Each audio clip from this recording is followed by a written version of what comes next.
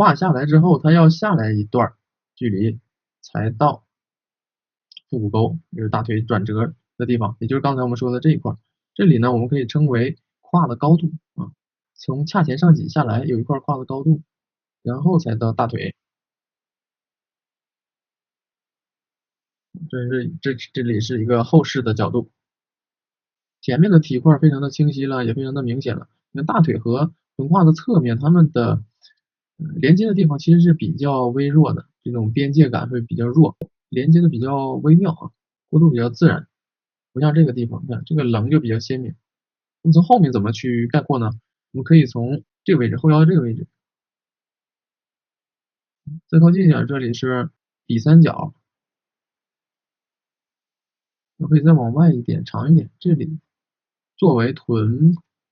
胯部后侧的顶面，这里呢可以作为臀胯部的底面，这两个朝向就分出来了。然后这里呢就是侧面，然后这里就是大腿的柱体结构，这几个基本的朝向面就把那个臀部的体块分出来了。这里是最高点，最高点相对来说离得要近一点，不要离得太远。就是从顶视图来看的话，它还是有点这种感觉，这种特征的。最高点是在这儿最凸的地方，它不能是这样啊，这样的话它就不像啊，非常的卡通啊，非常的 Q。然后这几个基本的大面我们都知道了之后呢，我们要知道它们几个基本面的过渡面是一些曲面，看不到棱的曲面。然后我们看一下从侧面去看它的一个造型。现在画的这一小段是竖脊肌和那个多裂肌下来的这一块儿，然后它和臀胯部的后面相接，后面下来有一段斜坡，斜坡再往下是臀大肌的一个造型，也是臀部的一个造型。不说是臀大肌了，因为臀大肌的外形上并不明显，因为这个地方啊堆积的脂肪较厚，我们看到的外形其实更多的是脂肪层的造型。